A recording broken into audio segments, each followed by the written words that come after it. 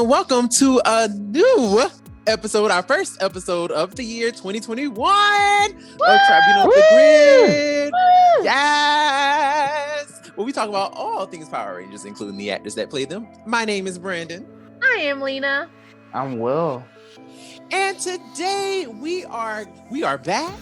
It is 2021 and we are excited. First of all, we just want to say thank you to everyone who have been with us in 2020. 2020 was a hard year, honey. It was a mess, honey. Oh, but yes. Okay. Ooh, child, the ghetto.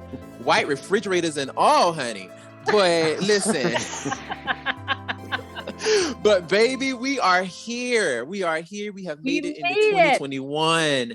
And do we have an exciting show for you? Now, I will say this, some of this is not going to be too exciting because there is some bad news. Right. But, we are going to try to, we're going to try to make this episode as positive and as fun as possible, despite the terrible stuff that we are about to say. I mean, we'll do this. Don't worry. We'll get through this. We'll get through all of it. We will get through it. Getting through everything else, especially 2021. I mean, sorry, okay. Wow. See, got a confuzzle. But anyways, we'll get through this. We will get through this as a whole, as a unit. We will, we'll come out. Yes, we will thrive. We will thrive, Ranger Nation. We really will. But, just to start it off, we're going to start with a little positive. We're going to start with a little positivity. Before we get into the Ranger Thangs, I will like to say, first of all, if you did not know, we are on Spotify now. So, if you got a Spotify and you want to be like, I want to listen to Tribunal of the Grid. Well, baby, you can. We are here too. So you can check us out on SoundCloud, Spotify, and YouTube. Now, on to this Ranger Thangs before we get to the terrible stuff, because we got to keep it light for now. You know what I'm saying, Lena? What we got? All right. So over the holidays, Netflix has been graceful with me and finally released season 8 of Wentworth. Now, if y'all have not seen Wentworth, first of all, I don't think I know you.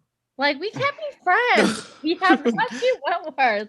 I'm sorry to say that. I'm totally kidding. But anyways, Wentworth, think of Orange is the New Black, but the Australian version. The Australian, New Zealand, whatever you want to call it, that version of Orange is the New Black. However, I will say this.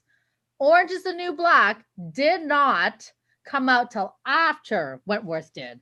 So I guess the Americans copied it? ? I don't know. I just wanted to throw that little sassiness out there. I don't really care who did what first. The reason why I'm bringing this up is, if you all don't know, the late Pua, what's his last name? Pua Magasiva. Sorry, I've been having a hard time announcing anything tonight. But anyhow, Robbie Magasiva, he is one of the main role on this show, and he plays Will Jackson. First off, if you haven't seen him on this show, do yourself a major favor. He's fine. AF. Go check him out. Just saying. But that's not the main reason why I'm bringing this up.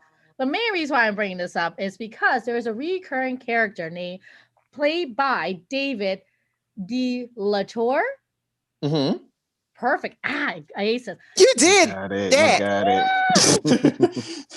You're great. Wow. Dr. Great. I aced that and I screwed this part up. Look at me go. Wow. Sorry. He plays Dr. Greg. Wow. I really can't pronounce it. Greg Miller. He is a therapist on the show for the woman in this prison. He has been in season 7 as well. But he is back once again for season 8, and he's also looking fine. So definitely go check him out. Check, Robbie out. Check them all out on the show. But overall, though, I will say this: I've never had a show that has brought me back season after season, especially after waiting a whole year for it to be released on Netflix, or I think more so. I don't know how long I wait for this season, but definitely check it out. Highly recommend it. Must watch. Do also, for those of you who don't have Amazon Prime, steal somebody's account because you must watch. Oh my I god. mean, I'm on a pay for things right now. I totally agree. I hear you all. 2020 was terrible. So I completely understand if you can't afford another subscription because everything was a subscription from us. Everything. So I'm not making fun of you guys. Just so you know, I'm genuinely serious. Like if you don't have an account, find a friend who does and be that friend who steals it. Wow. You must watch The Wilds on Amazon Prime, which actually was released in December of 2020. So just very, very recently. I haven't seen the entire season myself, but from what I can gather, it is a group of women or young females that ended up in a plane accident where they ended up on a deserted island. And of course, it's all just women magically. I don't know why. I mean, I knew why now, but that's for all y'all to find out. But the main reason why I'm bringing this up is because we have Jared Blakiston, who plays a recurring character on the show as Alex, and he is considered as a flight attendant on the so-called flight that before it crashed, I guess. But he's in it. I think he's about in 5 episodes or so. Yeah. Definitely check it out. It's a really good show just to watch. Even if we don't get to see him as often as we would like to. It's perfectly fine. The show itself is really well done, very well scripted, and overall just really it really gets you thinking. It really truly does. And you'll know what I mean if you watch it, and if you don't watch it, then you'll know what I'm talking about. It sounds like, you got you fans, if you wanna, if you wanna just look at all this stuff and, look at it for yourself, you more than welcome can. Now, like Lena said, if you listen, these subscriptions are a little expensive, for in some of these, you're honestly, you're thinking about getting rid of, especially if you only had it for a particular reason, which brings us to our next segue of our next topic. Mm-hmm. We did that. Oh, we did. Netflix is dropping Power Rangers. Canceling Netflix now. Canceling Netflix. Cancel it, Netflix. Cancel it. Netflix. Get rid of it. It's over. It's terrible. It's terrible, Your Honor. It's really terrible. Guys, it's not you, it's me. Netflix. It's not you, it's me. I just don't anymore. You're just ending this relationship now? Just like 100%. Over it? I mean, you're not fulfilling my needs right now. And okay. I really need that from you. And you can't be there for me when I need that from you. So I'm just gonna have to find it elsewhere. I'm sorry. We just have to let you go. So apparently, it's a sad situation because basically what's happening is, now we don't know the full details, but basically, apparently the contract that Saban Brands originally created with Netflix is up. And basically they are getting rid of, Netflix is dropping every season between Mighty Morphin, Power Rangers, Alien Rangers, all the way up until Power Rangers Super Dino Supercharge. So the main seasons that will stay will be Power Rangers season 1 through 3. Of course. And the reversioning. And the reversioning, and Ninja Steel and Beast Morphers. Thoughts on this foolishness? I was just thinking, like, if you're doing a Mighty Morphin rewatch, you won't actually get the end of Mighty Morphin because Alien Rangers isn't there. Right. Well, I mean, even if you were doing like a Zordon era rewatch, like you wouldn't get none of it, like after that, after season 3, when they turn to kids, I mean, that's it. Like you wouldn't get, Zeo, you wouldn't get Turbo, you wouldn't get the ending space, like you wouldn't get nothing. It's over. So, at first, when I first heard about this, I was just thinking, like, this is not this isn't a good idea because this is the way that a lot of people have been consuming Power Rangers Mm-hmm. for the last it's been a decade, right? Yeah, it's been about a decade. Mm-hmm. Yeah, so there's people that were fans as kids that got the opportunity to watch. I remember when the Power Rangers movie came out in 2017. That same week there was I believe a Twitch stream of every Power Rangers season. So that kind of got Power Rangers a little bit of attention, a little bit more of Right. attention. Then people have been introducing their kids or their younger family members to Power Rangers, older Power Ranger seasons. So, Right. in this era, streaming is how you consume your content. Right. So you're going to let it go? You're not going to try to renew this? Um, However, I'm hoping that uh they maybe put this on to I heard that there's a streaming service that has a lot of Hasbro property on it.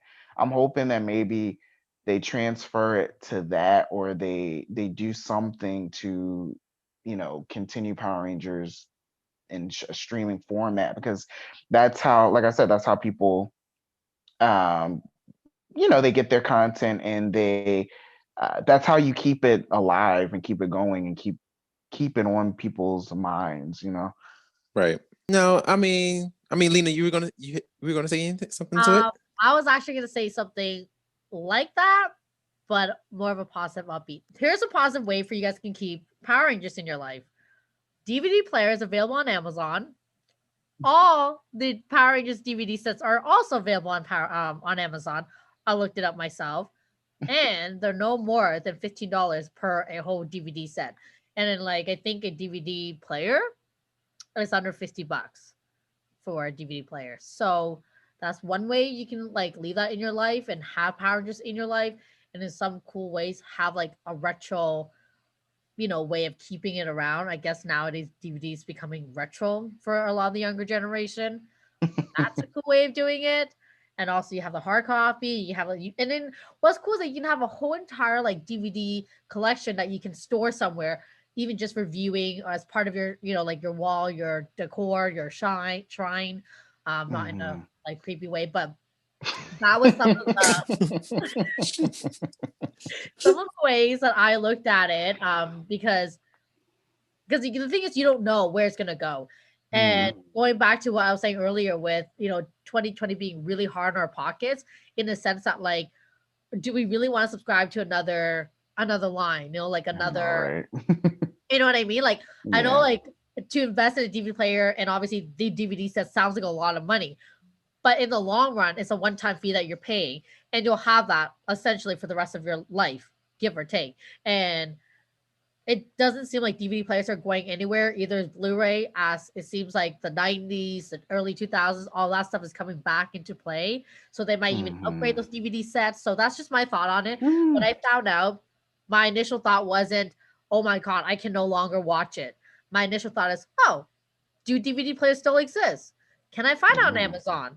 And the reason why I said Amazon is because Amazon has become like my biggest shopping department, whatever you want to call it, ever since this whole pandemic started. I haven't really left my house to go to the mall. I haven't left my house to do anything other than to go to work and to come home. And so Amazon has been like my saving grace. So after hearing this news, the first thing I did was go on Amazon. So I thought I would share this information with you guys to not feel like, oh my God, I can't watch this anymore. I can no longer have this in my life. No, that's not it at all. Make a wish list. Tell your friends and family if your birthdays are coming up. And I'm sure it is because we're only in January of 2021, guys. So birthday list, Yeah, and somebody can get it for me. My birthday's this month. right, DM will Ciao. shout out. I'm just saying. Yo, fun facts, you guys. Like, this is so random. Will and I were talking about this. I literally discovered that between the three of us, all our birthdays are literally a couple weeks apart. They really are. December 16th Yeah. for Brennan, December 31st for me, and January 15th. Am I right? Yep. 15th for you, Mhm. Will. How crazy is that? I'm like, yo, It's like less than a month apart right? How by crazy a is day. that? Yeah, that's By a crazy. single day. Like all our birthdays happen in a month, like in a month time frame.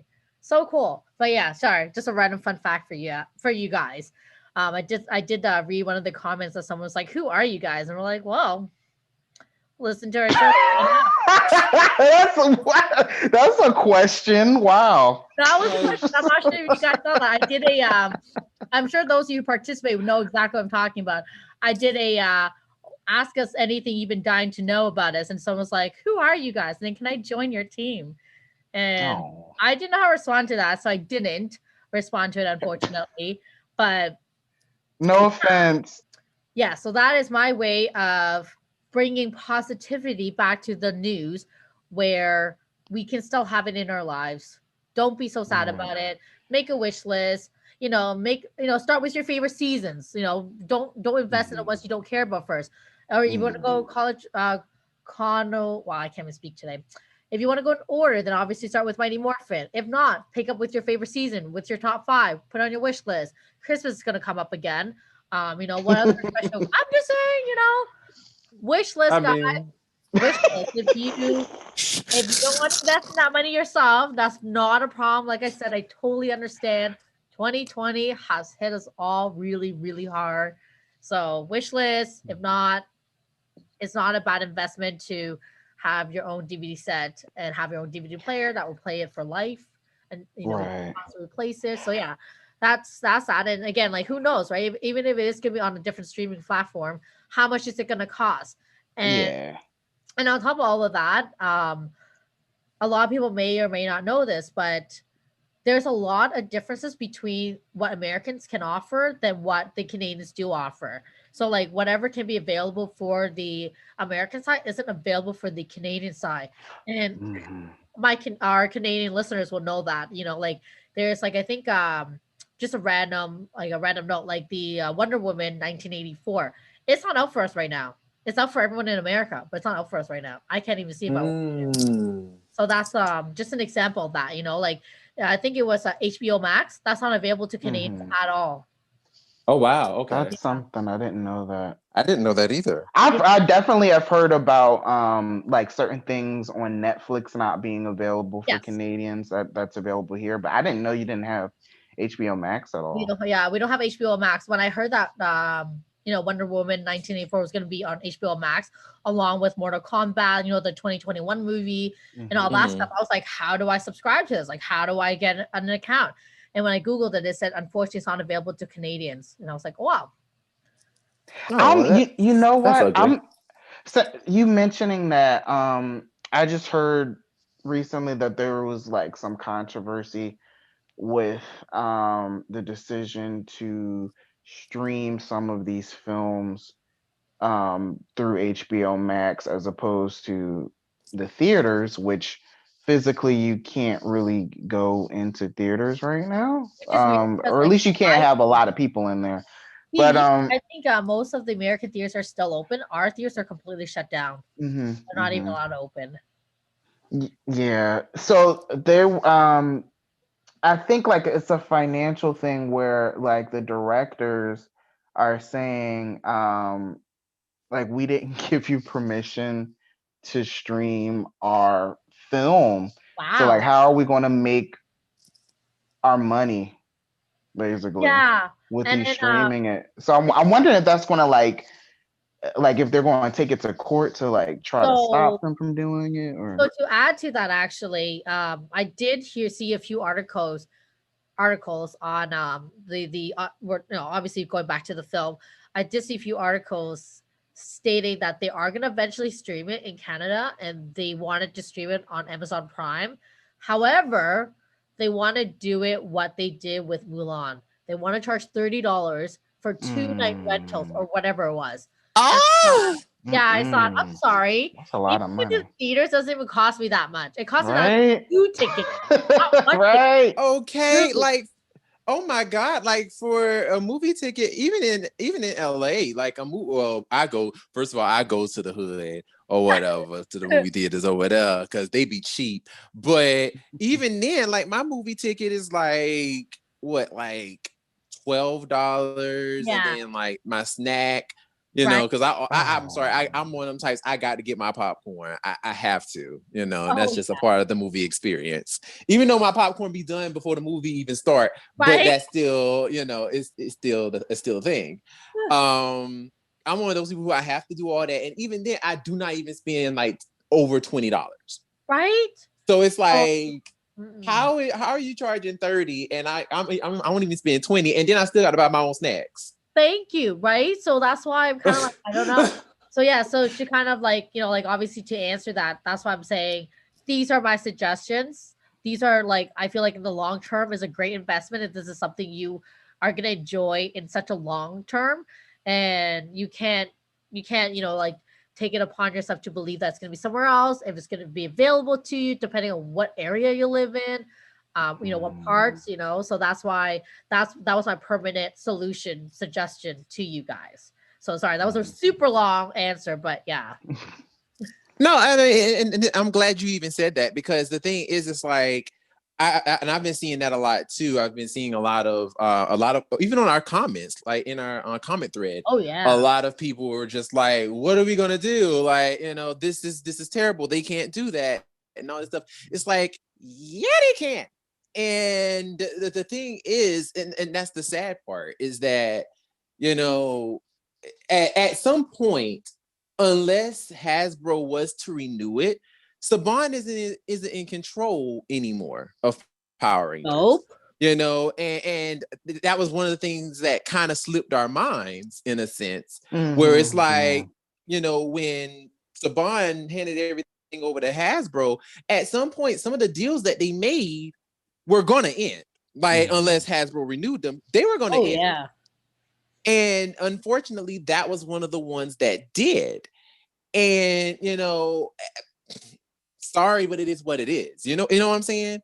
You know, so it's just one of those things where, like you said, Lena, you know, unless they find another place to put it so that everybody can stream it, you know, you might need to invest in your, you know, maybe a DVD so you can buy the DVD box sets, or like buy the Blu-rays, or, you know, things like that, because they are there. You know, they are there for you to buy, but you know, you may have to end up doing that because of the simple fact that it's like, you know, they weren't going to be on Netflix forever. Now, the one that got me is the fact that Beetleborgs and VR Troopers is leaving. Now, for me, I'm not surprised. I'm not a fan. Well, I was a fan as a child. I was a fan of Beetleborgs. But the one that I was like really getting my life and reliving was VR Troopers. Because I was like, oh, VR Troopers is here? Oh, baby, say less, honey, say less. And so I was sitting there getting my life off of VR Troopers. So, baby, I'm sorry, JB Reese was like, oh, he was everything for me. And like, he's even more so for me now. I'm like, oh, yes, Lord. But like, I'm sitting here getting my life off of VR Troopers, and they're just like, child, we taking that off too. Excuse me? Yeah, I gotta finish my rewatch now, because I started a while ago, but I just never finished. Now I gotta hurry up and get that through, because there's so much that I don't remember from that show. I watched it when it aired, and that was like the last time that I saw it, back in 95. Yeah, it was like 94, 95. Yeah. Yep. So, you know, it's like, it's one of those situations where it's like, all right, well, I guess I gotta, you know, do a massive rewatch of everything I want to watch before they kick it all off. And they always Netflix. I mean, well, I guess in this case, it's not Netflix's fault this time. No, but that is definitely something we be seeing a lot with Netflix, with the series on Netflix, whether it's their original series or if it's an older series, it'll just disappear at some point. Right. At least they told us. To be honest, at least they told us, because like you said, a lot of times they'll just, one minute they're here, the next minute, it's like they never existed. And you go on Netflix, you know, pull up your little stuff, be like, wait a minute, where the show at? And you keep typing and it be like, this show cannot be found. Excuse me? I've seen those and it pisses me off. I'm like, why did you tell me that you're removing it? So yeah, Okay. at least they told us. You're absolutely right, and I can agree with that. It gave us time to prepare mentally, Right. physically, You know, all of the above. pour out, you know, a little bit for the ones that we gonna lose. You know what I'm saying? And you know, say a prayer and call it a day. I mean, it is what it is. It is, you know. So you know, that's really what is given. I mean, honestly, like I said, you know, it's just one of those situations that we didn't see coming. And you know, unfortunately, but it was going to come regardless. Like it was going to happen. And you know, I just kind of feel like for a lot of people, it just kind of like it kind of hit different because it was like, yo, I wasn't expecting this. You know what I'm saying? And now you like, oh, gotcha. You know what I'm saying? So, you know, it's just one of those things where it's like, we just weren't prepared. And now that we are, it's like, all right, now we got to prepare ourselves. So it is what it is. So, you know, like I said, like we've all said, you know, binge watch it, do what you got to do. And hopefully maybe they'll come up with something in the near future. Yeah. And put it somewhere else. And kudos to the people that got those huge Jason helmet filled DVD or oh my god, Jason helmet that was filled with DVDs or the box sets. Because now it's like I remember when they put it on Netflix, I was thinking I was going to get some of the box sets. And when they put it on Netflix, I'm like, I guess I don't have to do that now. But now this happened, so right. yeah. So it was smart. It was a smart move for those who got the box sets. It was a very smart move. So you know, hey, do what you got to do. But so we're gonna move right along. Now, this little portion, we're gonna actually cover for those of you who know of the Sentai, of the Super Sentai in Japan, where Power Rangers actually originated from. There is a new season that is coming up. Now, for those of you who do not know, currently, right now, they're airing season called Kiramager in Japan, which is all about sparkulations and, you know, all about, you know, imagination and, you know, and all that good stuff. It's kind of cute. It actually is a lot of fun. It's a lot of fun. However, that season is coming to a close. So basically what they're looking at is around 45 episodes. And after that, we are going to be ushering in the newest season, Zebkaiger. Now, for those of you who do not know, this is going to be an anniversary season, meaning that they are going to go heavy on anniversary merchandise. So this season, the gimmick are going to be gears. These little things that look like power coins, but they're gears. And each gear represents a season of Super Sentai or a season of Power Rangers. And each gear also symbolizes the four machines, Kikanoids. Yes. They represent each Kikanoid that will be with Zebkaiger, which is the color-coded Ranger that everyone has been seeing. Now, before I go further, I know y'all seen Zebkaiger, that white Ranger who looks kind of colorful. To me, he looks like chewed up Skittles, but hey, I mean, listen, he may be cute to y'all. I don't know. But what do y'all think? What do y'all think about his look? Like, is it given? Is it cute? Is it like, ugh? He looks like a Sentai character from years ago, like the color scheme. From the 70s. Yeah. So that's where I assume they took the inspiration from. Oh yeah, for sure. I'm so used to the spandex suits or even the leather suits. Like a more uniform look. So this threw me Mhm. off by a lot. So Right. By a lot. like it's just we're so used to, and then also the color scheme. We're so used to a certain color scheme, or I guess a certain couple of color schemes. They gave us like a couple of different ones, but this is different. I don't know how I feel about it. Lena, what you got? What you got? What you think? That's different, Oh, that is. huh? Not this old though. She's like, oh, That is very different. oh. And by the way, that's the full team. Right. Right. Wait, It's just so are one they human. all robots? Or are they? No, it's one human and 4 robots. Yeah. Oh, that is Mhm. going to be very interesting. You know what he kind of reminds me of? Ultraman. Okay. He does kind of give Okay. Ultraman vibes. Very He Ultraman does. vibe. I don't know. That's interesting. So what is the backstory, Brennan? Tell us. And I'm intrigued. So Great. so basically what it is basically it's almost kind of like it's basically a story where these Kikinoids they live on Kikaitopia, and basically it's like a land of these Kikinoids, and basically what happened is their home gets overran by evil Kikinoids.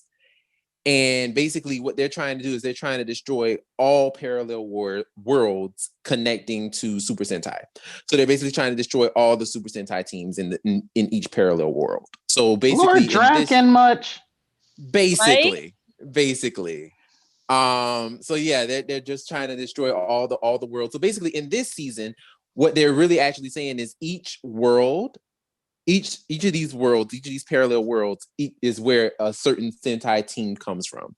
So like they're trying to destroy all of them. From my understanding, that's basically what they're trying to do. So, and basically his father, the Zenkaiser, the one in the white, the human, his father and his mother created the Gatlinger, the weapon that all of them are holding.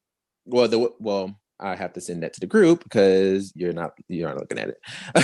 But the weapon that they're holding that I'm going to be sending to the group, basically he created all of that, and they created all of the weapons and everything so that they can combat this new evil that is going to be arriving to try to destroy everything. So I personally go ahead, I'm sorry. Off. Does the blue guy look like the Astro ship Megazord? Well, here's the thing. So I wanted to actually touch on that. So okay. Because I was gonna say the red really looks like the original Mighty Morphin Megazord too. Like, they all look like something we've seen before. And the pink, Yep. Mystic Force with pink. And yellow is Wild Force Scowl Ranger. It looks like Nate. Yes. No, it looks like Nate. Oh, I can see that. It does. Right? Okay, sorry, but yeah, like so you actually were close, Lena. So actually both of you were right in a sense. So basically what it is, each of the Kikinoids actually represent a Megazord from previous seasons. So you were right about red. Red represents the Dino Megazord from My Morphin Power Rangers, or from Daijujin from Zyuranger. Yes. And pink represents, you were right, Lena, Mystic Force. The Mystic Force Megazord. Right. Shut up. Or Magic King from Magic Ranger. Blue, however, actually represents the mecha from Overdrive. Yeah, Operation Overdrive. Bokenger. What? This is actually so cool how they thought this one through. Yep. And the gold one actually Will was right. The gold one represents Wild Force or Gal Ranger. Wow. This is very interesting. Yeah, so each of them actually they represent older mecha, and actually apparently the red one, the one who represents the Zyuranger or Mighty Morphin Power Rangers, he's the oldest one, obviously because he's the first one of the group. He's the first. He represents the first group, the first team. Interesting. So my question is they are just, can they transform into something else? Are they like Transformers where they become vehicles or something? Or is that like their true form and they are like human, like they can speak, they can, I guess, do all the things that Steels or Robo Knight more or less does? Right. So good question. So basically, you're on the right track. So basically, what they are is each of the Kikinoids actually have a mecha form. This is like their, I guess, humanoid form, if you will. Yeah. So this is the humanoid form, and basically, what happens is when it's time for them to, go big or whatever, when they have to fight the bad guys. So they say. Right. That's what she says. Yes. Make my monster grow. So when it's time to grow, what they do is they actually have a mecha form that they become. And basically what happens is red and yellow combines into their own little form, and blue and pink combine into their form. And what will more than likely happen is more than likely they will all be able to form one all together. Yeah, all one Megazord at one point. This is actually really cool. And how old is this season in the Japanese world?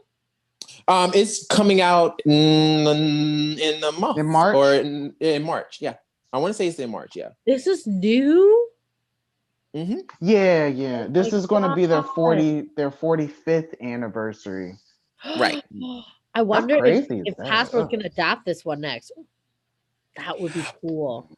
Well, child. There's a lot going on with that. There's a lot going on with this. Because we don't know what is actually happening with that. True.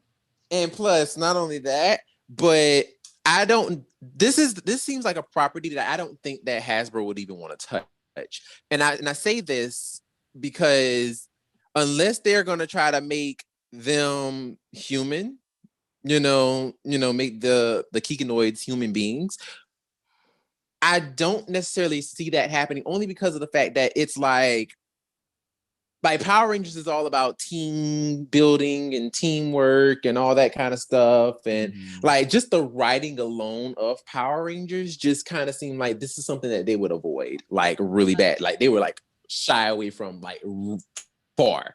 Because the thing is with Beast Morphers came from Go Busters. If for the listeners who didn't know. It came from a Japanese version called Go Busters. In Go Busters, the Buddy Roids, or on our Power Rangers, the Beast Bots, the Buddy Roids were integral. Like they were very important to the show. Like they were very important to the show, to the team. Like every episode, they were there, no matter what. Like they had some kind of scene or something to do in that episode. Whereas Beast Morphers, the Buddy Roids were rarely ever around. Bothered me so much. Yeah, like they were rarely ever around, and when they were around, they were only normally there for like just to pilot the Zord, and that was it. But for the most part, they never really came around like that. So I really just don't see Power Rangers being that kind of. I don't see them being. How should I say this without sounding mean?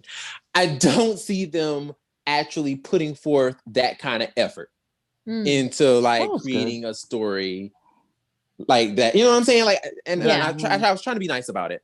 Like, I don't see them putting that kind of effort into doing, that kind of crafting in a story, which right, and it shows, just by listening and reading some of what Simon Bennett was saying, and it's stuff that we knew, it's stuff that we knew, but they regard the audience, that is watching the show, not us, but they regard the audience who watch the show as, them being too feeble to understand. Right. Well, yeah. I didn't want to say dumb, but you know, Ooh, they that bothers me. That it bothers me does. so much because kids aren't dumb. Kids aren't There's a dumb, lot and of smart kids out there that can understand and grasp things. And you you should know, be yeah. trying to help them develop instead of babying them. Exactly. I mean, look at I us. agree. We watched it. We had no problem with interpreting anything. I agree. I agree 100%. I mean, case in point, like, and this is what I love about Mighty Morphin. I will say this. While Mighty Morphin had its problems, oh Jesus, yes, Lord, it had its problems. While Mighty Morphin had its problems, I will say this. Mighty Morphin never shied away from using language that really met us to where we were. Mm-hmm. You know what I'm saying? Like they said, like the thing is, what I love about Mighty Morphin is that when it came to Billy, Billy said stuff that I was like, what the devil is he talking about? Oh my God. Like, what? Like, I was literally as a kid, like looking crazy whenever Billy would speak. Like, I would be like, even as an adult, I had to research some of the words like, Billy, what the Okay, hell are you talking about? I didn't want to say that. But you said it, so Listen, okay, yeah. okay, like listen, I'm gonna be real about the shit. You know what I'm saying? I'm gonna be real.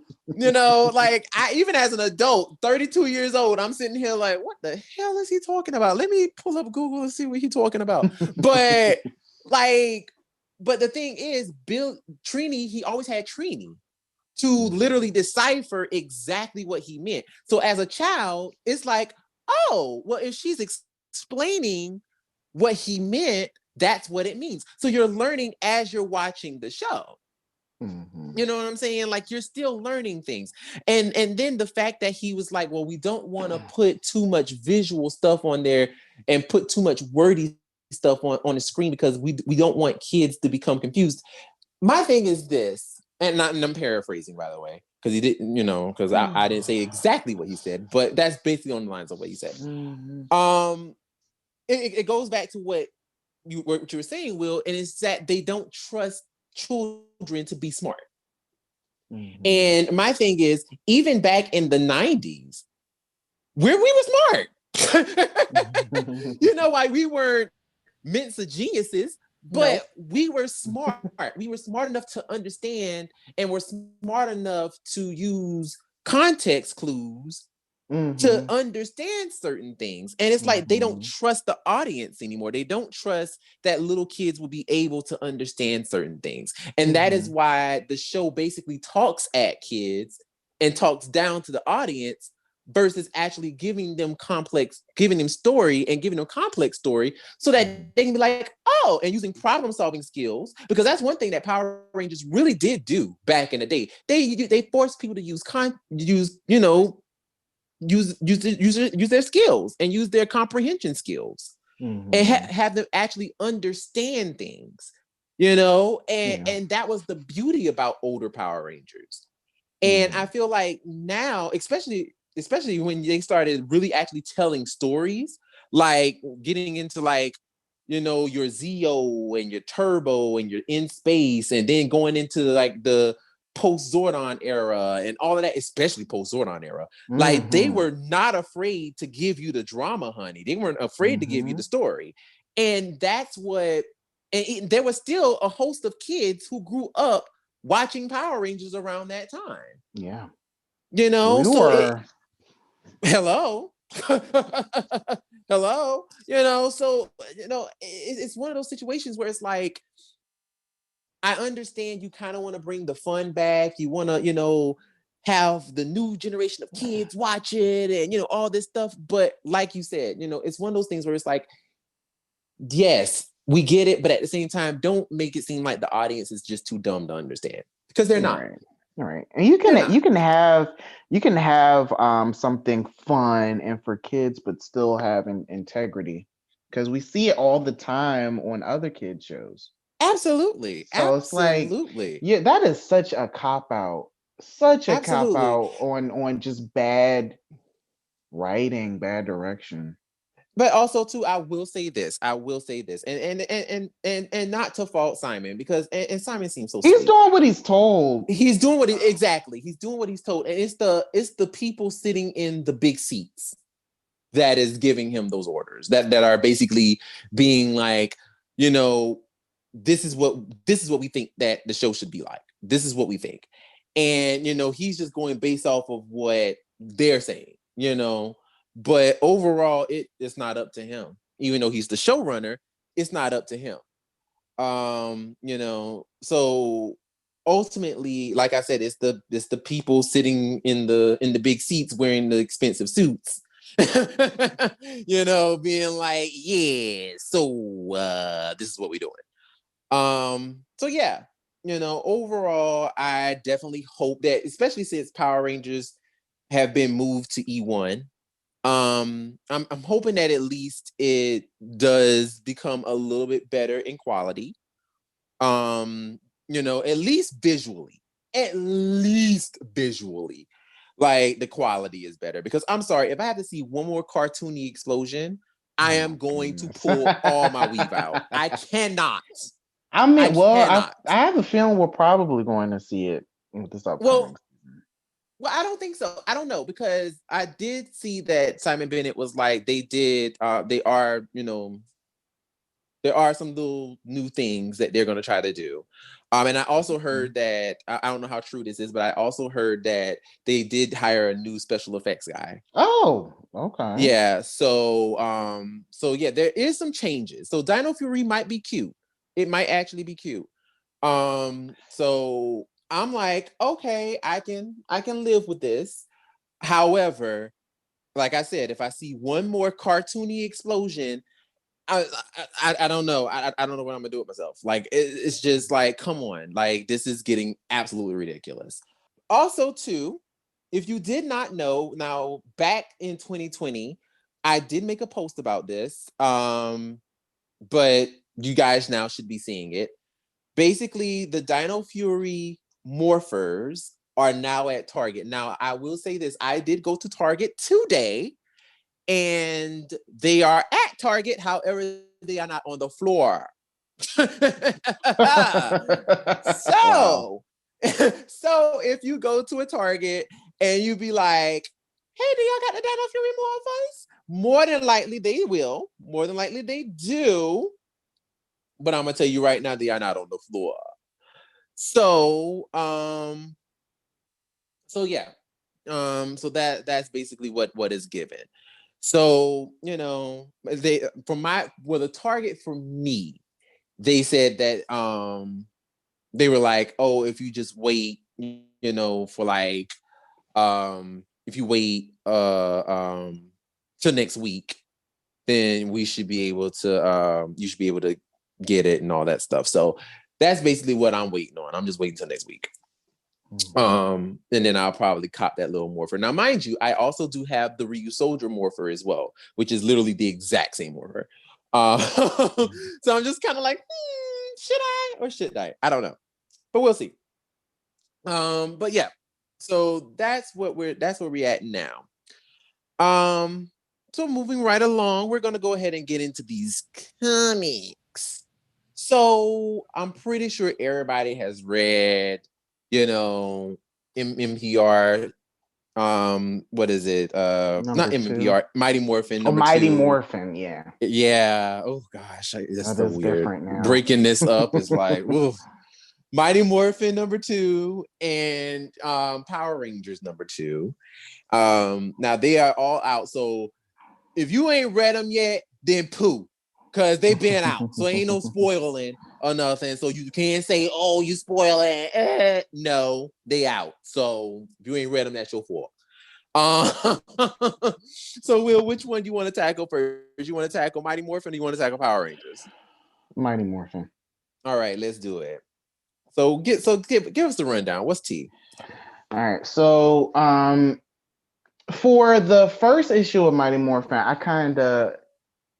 for the first scene, they had a flashback to Zordon's past, 10,000 years ago. So when I saw that, I was kind of like, oh, Okay, that's nice. And then I was just really wanting to get to present day, but with this scene in issue 2, it gave even more to his backstory. So now I'm actually like into it and wondering where this is going to go. So there's a character named Zafram, and he's appointed as Eltar's Supreme Guardian. And there's a bunch of there's like a council of floating blue people of like talking, and Zordon is I believe he's in this scene. Yeah, yeah.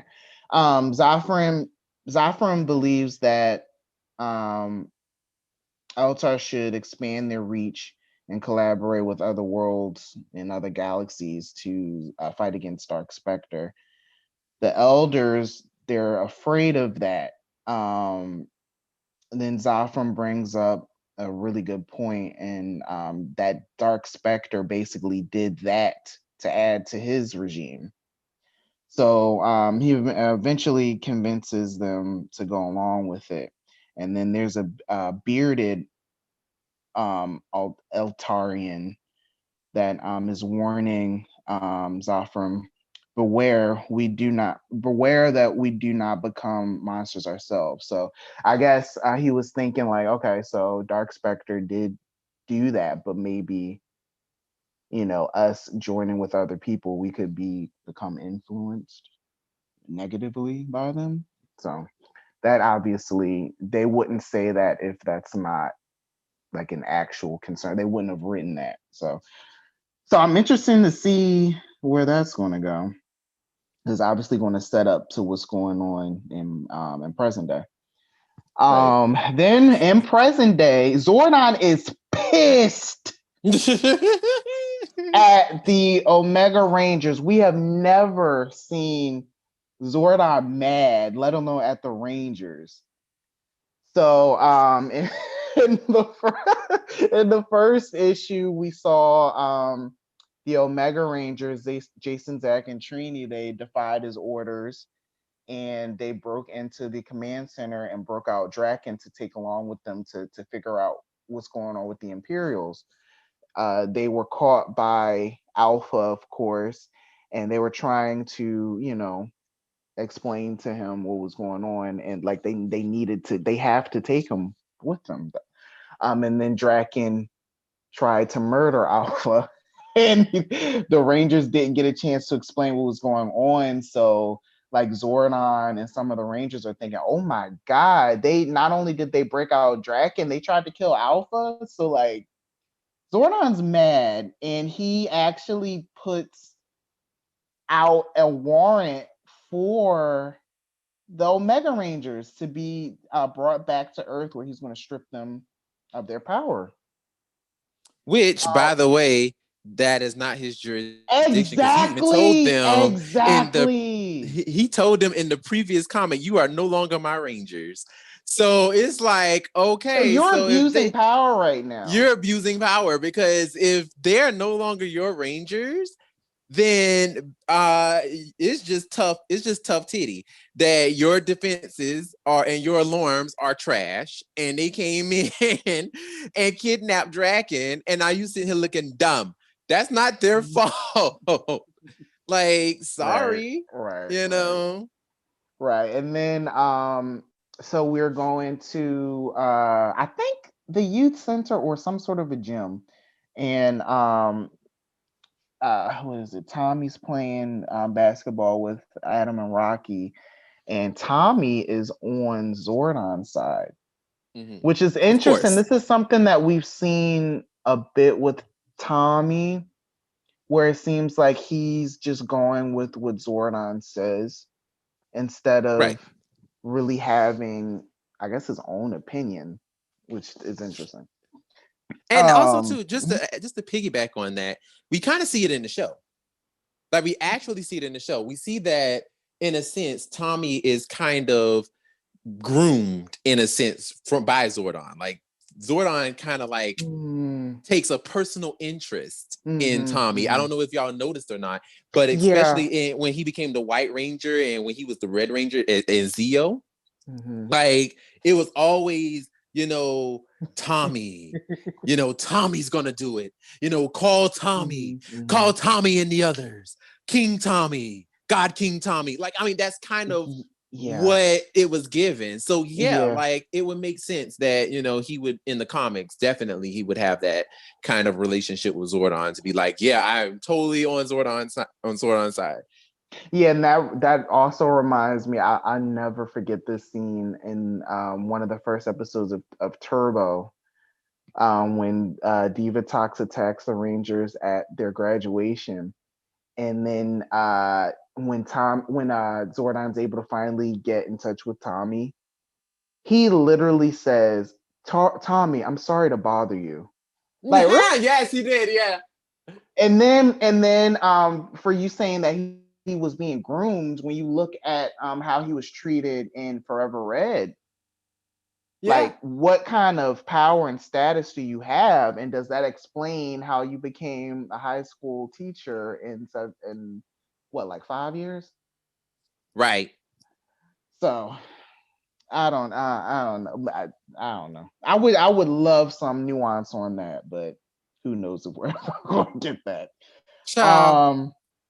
So we also we get the other Rangers ideas and feelings on the Omega Rangers. And let me just say this, I love the fact that we're really giving the Stone Canyon Trio personalities and really really delving into their characters. Because baby, I love the fact that Aisha, she does not pull punches. Like Aisha is like, if something smells fishy, I'ma tell you. Yeah. Period. Like she is like, honey, listen, I don't care. I don't care if y'all been friends forever. I don't care. I don't care if that's your brother. I don't care if that's your mama. Listen, if they lying, they lying.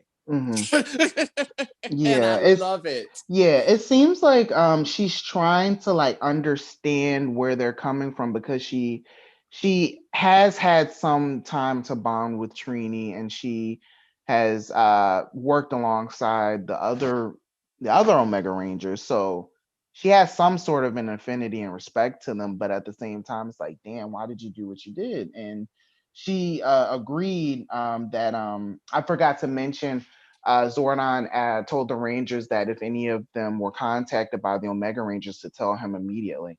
So she's agreeing that she'll report them if they got in contact with her. And then Adam agrees, but he wonders if if they took the Green Ranger with him as well, because Adam is just obsessed with the Green Ranger. Listen, I love Adam, because Adam is like, damn it, I don't care what y'all say. Draken is the Green Ranger. And you ain't gonna tell me. Right. You ain't gonna tell me. That's awesome, because I feel like that's a jab at the people who thought that Draken was going to be the Green Ranger. And I kind of love that. Right. Mm-hmm. And Rocky reminds him that they already know that Draken isn't the Green Ranger, and Adam, he jokes that maybe there's more than one. Oh gosh. And then Billy and Kimberly, they obviously believe in their friends. Those are the other three of the original five, so they have a really special bond, and they believe in them. And they will but they also believe that they absolutely won't contact any of them because they're busy saving the universe. And and when they said that to him, the look on Tommy's face was hilarious, because he looked salty AF that his originals aren't on board with him. They're like, we ain't gonna snitch out our friends, like the fuck? Yeah. Like, no, we're not doing that. Like, no. And I love And I love that also in this scene as well. I love the fact that Billy is just kind of like, and Tommy just shoots at him like, so what's good? And he's like, well, I'm just saying, you know what I'm saying? Because he's like, he's the over here dilemma. battling stuff. Right. The dilemma of Billy right now, where he is being so dishonest about what's going on with the Green Ranger. He has so much information that he can't tell. So it's like when Zordon is going off about the Omega Rangers, Billy has to be shitting himself because it's like, oh my God, what if Zordon finds out that I know who the Green Ranger is and I've helped power him? Right. Oh my God. Right. And he ain't told nobody. He ain't told his friends. He ain't told nobody. And it's like, yeah. So I've been holding this secret all this time. And yeah. Don't hate me though. Yeah. Good job. Rocky gives us a little preview of what the rest of the issue is about to be about, which is a music festival. And then we move on to Bulk and Skull is actually something we I don't think we ever really saw on the show. He's actually practicing some fighting on a dummy. He's beating the hell out of it. And he tells Bulk that he thinks that Candace got a dude on the side because she's been acting really weird. And then we saw Bulk is jealous of the relationship of between Candace and Skull because that's his best friend, and now he has a girlfriend that's like occupying his time. And also, she's become a part of the friend group, so it's kind of weird for him.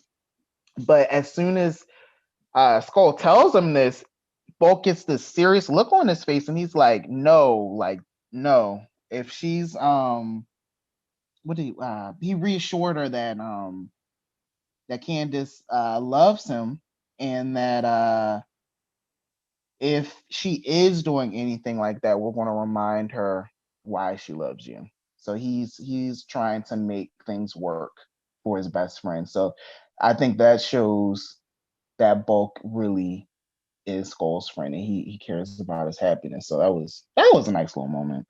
After that, we see Fencer presenting Zed with some new putties. The putty chomper, which who was that? That was this putty has a big has a big mouth and isn't afraid to use it. and hey. And the putty pilot that can fly, the putty piercers that have sharp claws, have close combat, and Zed is not impressed at all. No, Zed is like, I really don't give a damn about these things.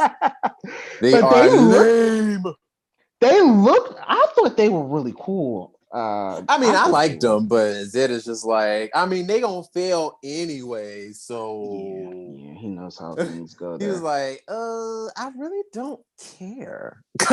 And they were just like, oh, yeah. And and it's so funny that even the even the actual putties themselves, when he was just like, when basically he just shoots them down, the putties themselves kind of even look sad. They're just like, oh. Mm-hmm. Yeah, the chomper's mouth dropped. He's like, oh. So he's saying like, I put up with your creativity for too long, and he empowered them with whatever. He's empowered by the green chaos crystal, right? Yep. So he took the power from that to give these new putties a little bit more juice, more power.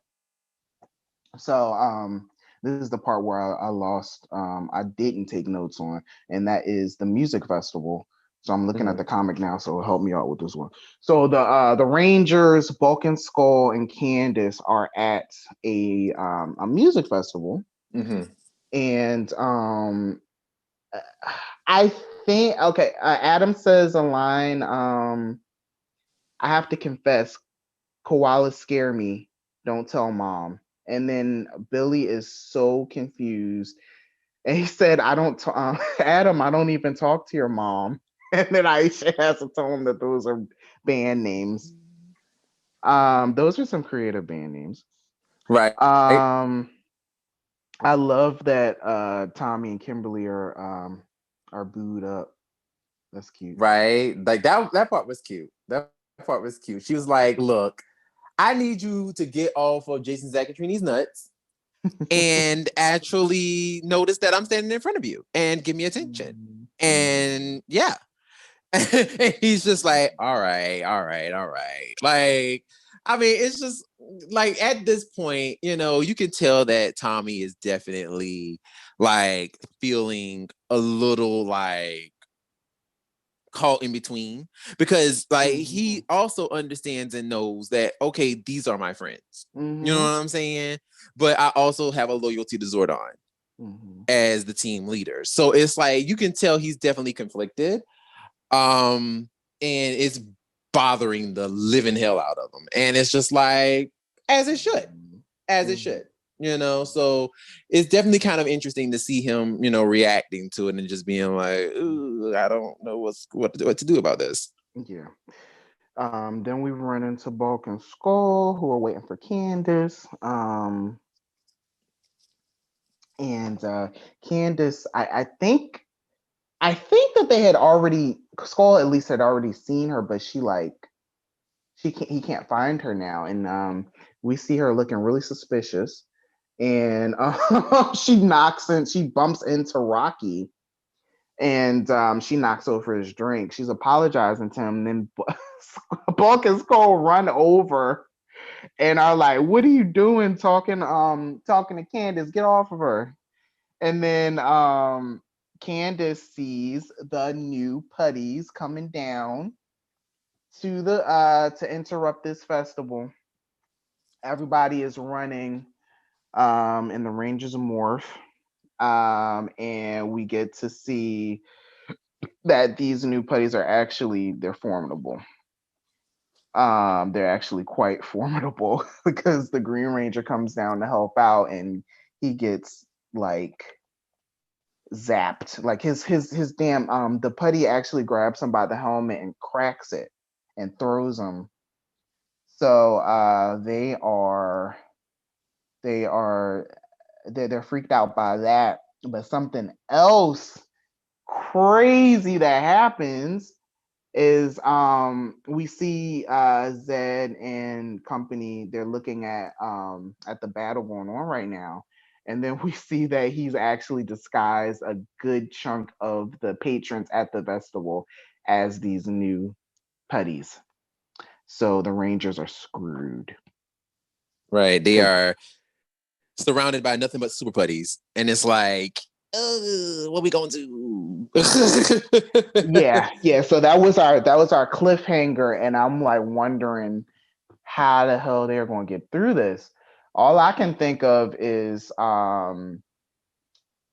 breaking Zordon's rule of not escalating the battle, calling those Megazords and stomping their asses. But I mean, but even then, like there's a lot. It's a lot of them. Shoot, it might turn into a situation of the Stingwingers on Terra Venture becoming suicide bombers and blowing stuff up. And then what was the other one? Invasion of the Ranger Snatchers in space. Oh yeah. That was wait, Invasion of the Rangers. Yeah, no, that was used. What? Really? You talking about? Yeah. The episode of In Space where they used that was Craterite Invasion. That one, yeah. Yeah, Invasion of the Ranger Snatchers. That one is Zeo. Okay, my bad. But yeah, that made me itch. Looking at them Craterites were disgusting. Yeah. I'm not gonna lie, like it was the way they were moving and the Stingwingers all over the Megazord. That like made me itch. It reminded me of like a bunch of flies on something. Ooh. Oh my gosh. It's so disgusting. So how are they going to get out of this? We are going to find out later this month. And then we're going to Power Rangers number 2. And this, oh my God, I got through this issue so fast because it was just, the suspense was like, it had me turning the pages. So we start off the issue with a little monologue narration from Draken. And as he's narrating, we see the Omega Ranger ship, in space. Then we see Zach's weapons laying on the ground. Then we see, what is their white tiger friend's name? Do you remember? I do not remember. Don't remember. Well, they have this huge white tiger that is like alien. That's like their pet and their friend on the ship. And we see him, he's kind of, I'm not sure if he's necessarily cowering or if he's like growling at something. Then we see Trini, she is floating in space. And then we see Jason, helmetless and bloody, holding up his sword, and we can see the reflection of a bunch of red eyes looking at him. And he says, even if I'm the last one left, I swear I'll take you down with me.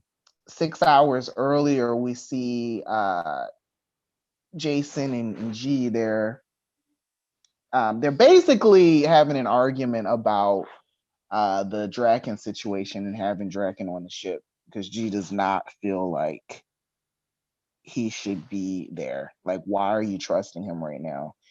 And Jason is just he really believes that this is going to be like that Draken is a valuable resource. And then G talks about his his betrayal of Zordon, and reminding him that he's put a galactic warrant out for you and the other Omega Rangers. And then he was saying, like, Zordon didn't give me another choice. He wasn't trying to cooperate with me. So like, they're just in disagreement about the whole situation going on. And then we see Trini walking Draken to his cell, and Draken is buttering Trini up and telling her how she's so wise, and basically saying she's the leader of this operation, which I think that's kind of fair to I mean, say. he's not lying. I mean, he's not lying. Like, she really is the leader. She's the one leading this pack. Yeah, and then he is really trying to butter her up, telling her that she can call him Tommy, which is something we saw that he does not like being called. But Trini ain't a dummy, and she reads right through him and tells him like to save it. And So here's the tea. Here's the tea. And this is what I love about the writing in this, especially when it comes to Trini, because they give Trini so much meat, and just make her out to be like one of the best characters in this whole comic franchise for me. Because we really didn't get anything from her on the TV show.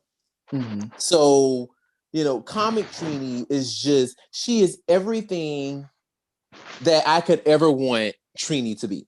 And they do so much justice for Twee. And the one thing that I love about this scene is that Trini, he really was he was pulling out all the stops. Like you said, buttering her up and just being like, yes, like you can even call me Tommy.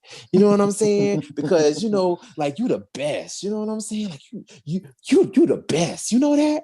And she's just like, I know, boy, bye. You know what I'm saying? Like, she cut him off like, nah, you trying to play me, and you think I'm a fool, you think I'm a dummy, and you're wrong. Like, I know you, and you're not gonna play me. And I just love that, like, she is just that girl. Like, she is that girl. It's like, you ain't gonna play me. You know what I'm saying? And I love that. Like, I love that they've done this with her. Like, I really do. I really do. I love that they've done that with Trini. For sure. I just love it. I feel like it's giving such like it's kind of honoring Twee because she didn't get that like that. She really didn't. She really didn't. And that's the problem that I've always had with Yellow Rangers in general. You know, they started with Tanya as far as like trying to give them things to do. Like Tanya, I think, was probably one of the first to really like get like a really established personality. And actually have things to do.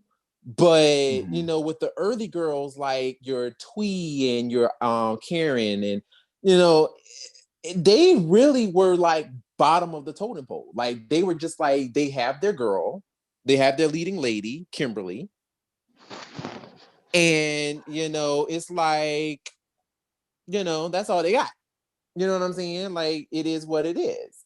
You know, so it's just one of those situations where it's like, well, you know, it is what it is. You know, you're just gonna have to just suck it up. And you know, you're a member of the team. You'll get, you know, things to do in an episode. Like you'll get your little, you know, your little moment, your little lines, and you know, you'll get that, and you can, you know, act accordingly off the little lines that we give you. But as far as giving you your own personal episode, yeah, that ain't gonna happen. So you know, I never really liked that for those two, especially Aisha. Aisha, I definitely felt got robbed for sure. And yeah, it's just like you said, they are really definitely honoring both Twee and Karen in these comics. They really are. Like absolutely. They are definitely honoring them for sure. Because I think the writers noticed that those two women got like the short end of the stick. You know, and we to this day do not know anything about those women. Like, that's crazy. We don't know anything about Trini. We don't know anything about Aisha other than, you know, the biography of she's, you know, Trini is the Zen type who, you know, is cool, calm, and collected, and Aisha is the bubbly, fun girl. Like, what else do we know? You know, other than, you know, you know, like outside things, outside personality traits, what else do we know about them? You know, we really don't know much. So, you know, I really appreciate the comics for really diving into those girls and really giving them like a lot of all the tea. Like I really like that. So where are we at now? We see Zach is bonding with the white tiger alien, whose name I do not know right now. I apologize. This is some progression because he was freaked out by this creature initially, and now he's playing catch with them. And of course, he pops the ball with his large claws. And as Zach's about to get on him for doing that, the lights go off. Zach tries to connect with everybody on the ship to see what's going on. And we find out that the main power cells are draining, the engines are unresponsive, and they're losing terminal velocity. The ship is adrift. It's just in the void of space. And him saying the draining part, what foreshadowing that the power is being drained, and then you know what's on the ship, they drain things. Get it?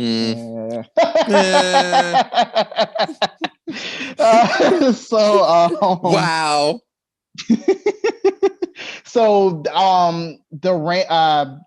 Zach is automatically thinking that this is Draken's doing, and then Jason is defending his decision. He's telling him to relax and that you know, Draken is a sociopath. He's not suicidal, and he wouldn't have sent us out here if he didn't have a way out of it. They got G to find different areas where they can jumpstart the engines, and they're on different levels of the ship. So all the Rangers take a different level to recharge the ship. And as Zach is doing it, he hears something. He thinks that it's Trini, and he communicates with Trini and asks her if she's in his section, and she tells him no. And then as she's getting she's kind of getting there to or at least she thought she was getting there with recharging her section, she sees that there was like massive corrosion and scarring on the circuits. And then she hears hissing, and she sees this this tall dark figure, and who tells her that they can smell her life and it smells delicious. So she morphs, and she's letting G know to seal off the entire level because there's been a breach, and then we see like a bunch of red eyes behind this figure. And Jason, he's going to try and help Trini, and as he runs through a corridor, he sees a shitload of these things, and then they all run at him, and then he goes into battle with them, but they're they like melted his helmet with their claws. Right. That was crazy. Like his Now head, that- like it's No, I was gonna say like that. Like we don't know what kind of abilities and powers these things have, because like that's really interesting that all they were doing was like they can phase right through, like the Rangers can phase through them, but when they touch the Rangers, like they could do so much damage, like they could even penetrate their helmets. Like that is crazy. Yeah. Jason's freaking hair is sticking out, the helmet is smoking. You see his actual face, like we've never seen that like that.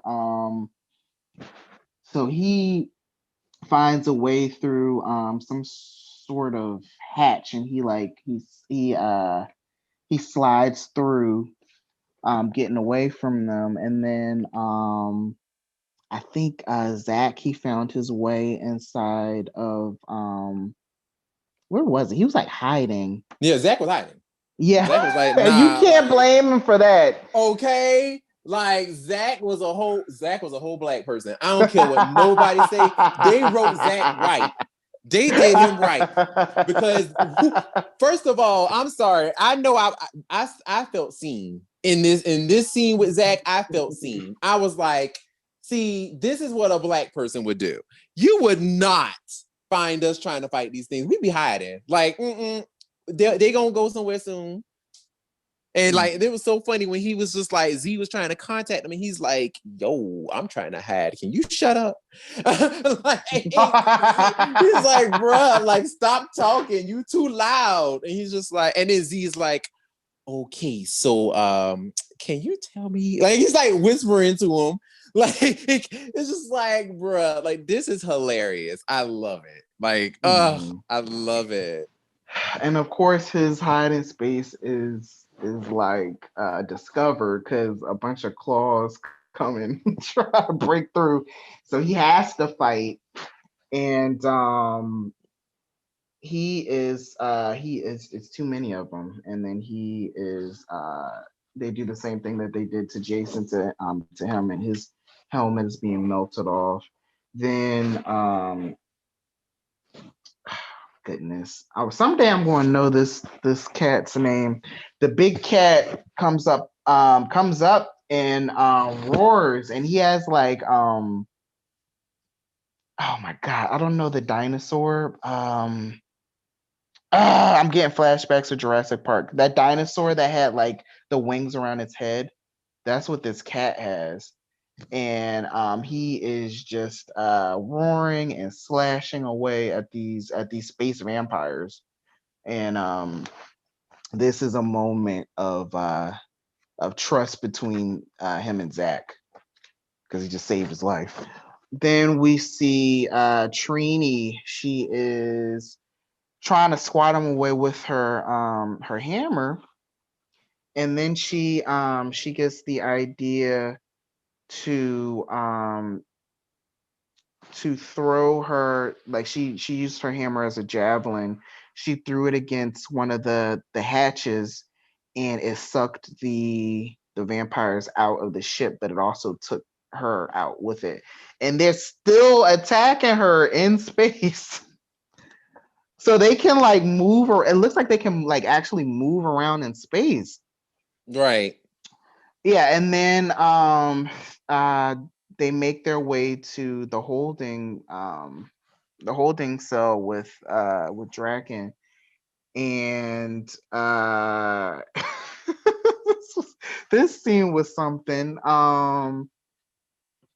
The leader, he goes on with his I can smell your life spiel.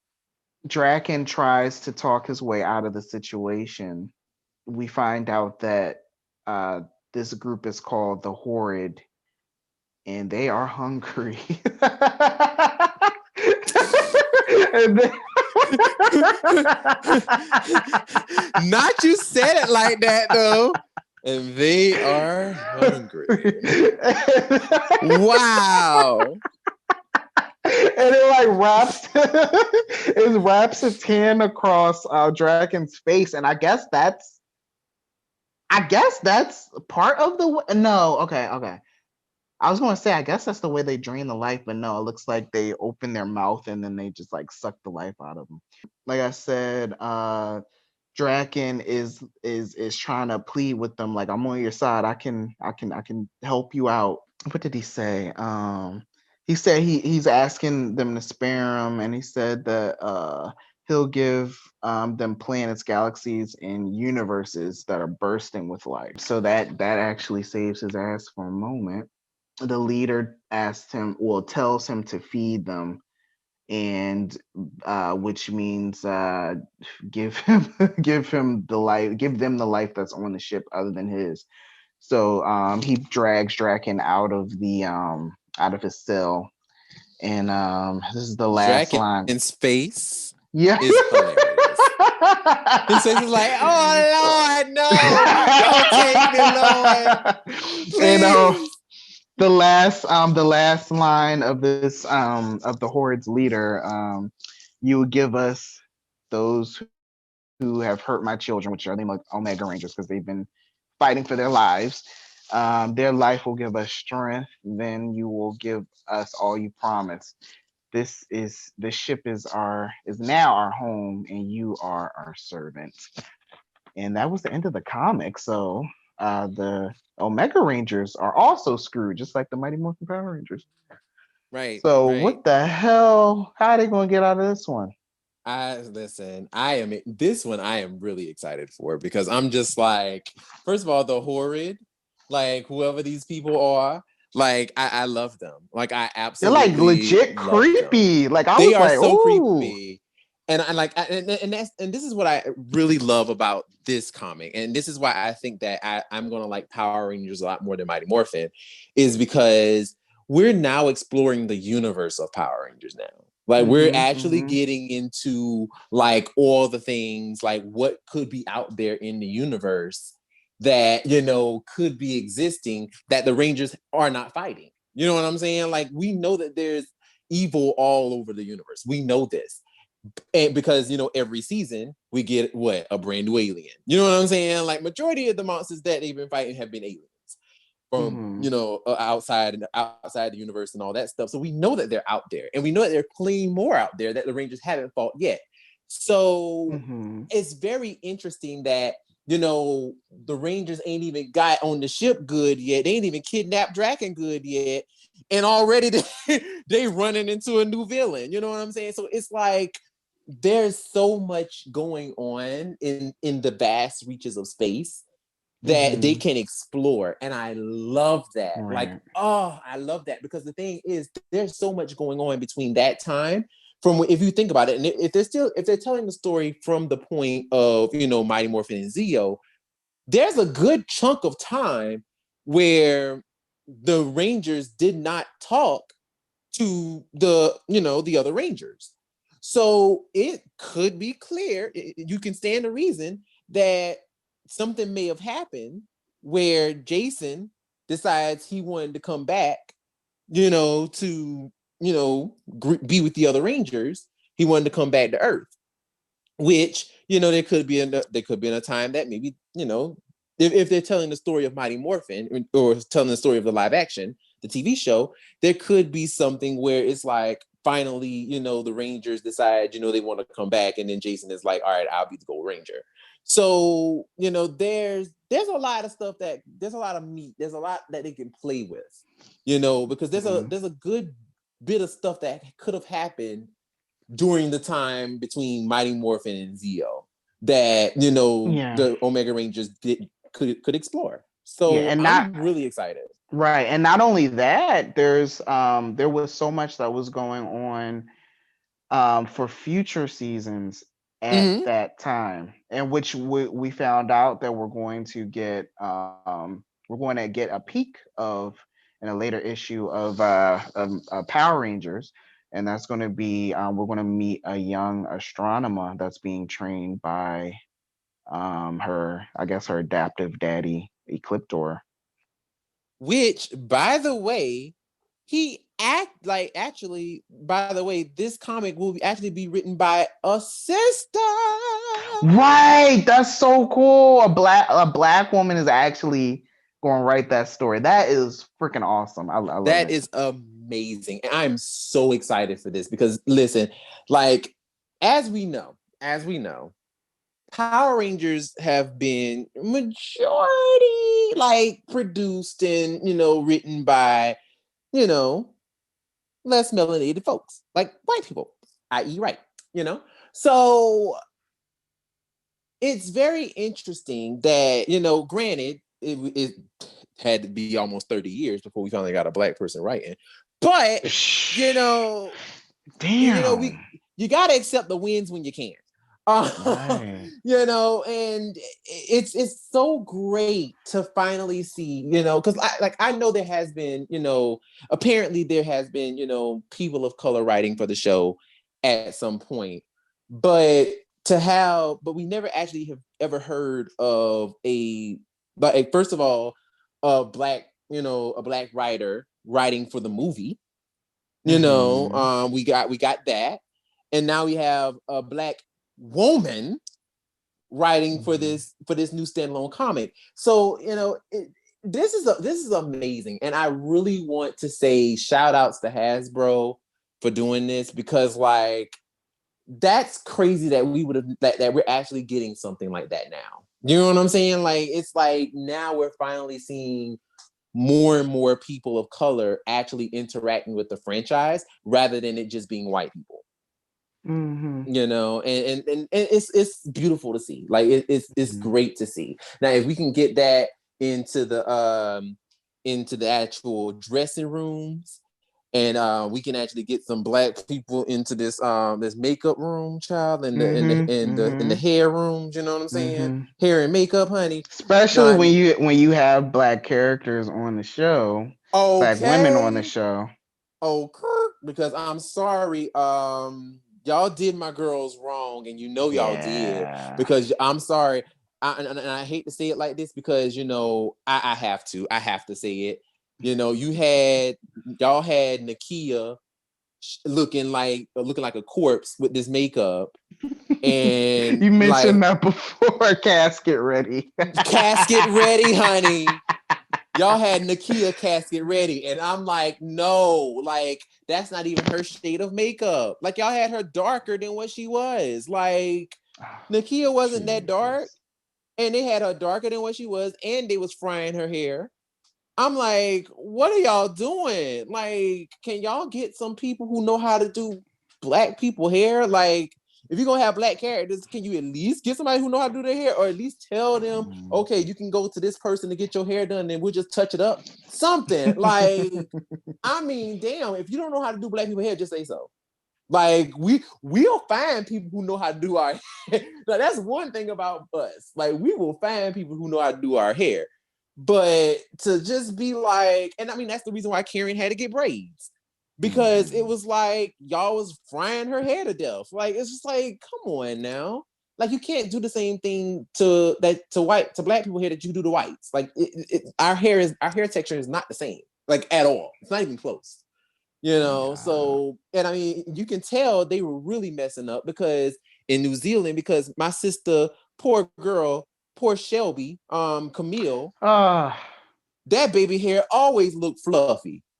I'm like, what is going on? Why y'all got this girl hair looking like that? I mean, it just, like, y'all really need to chill. Like, get somebody who know how to do these people hair and stop playing. You know what I'm saying? Please stop playing with these people hair. But, you know, that's neither here or there. Hope, you know, we doing baby steps, work in progress. Hopefully we gonna get somebody, you know, who's, you know, gonna actually know what they doing in these makeup chairs and in this hair, child. You know, because this is ridiculous. But anywho,